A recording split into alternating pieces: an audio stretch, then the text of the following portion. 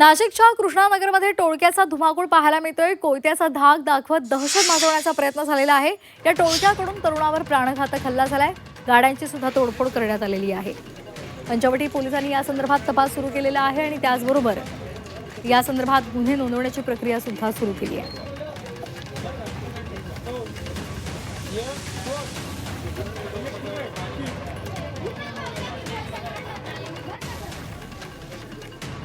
गाडी शोरूम आहे आत्ताच, आणि ते गावावर इथं जगायला आलेले त्याची सुद्धा शोरूम गाडी फोडून टाकली।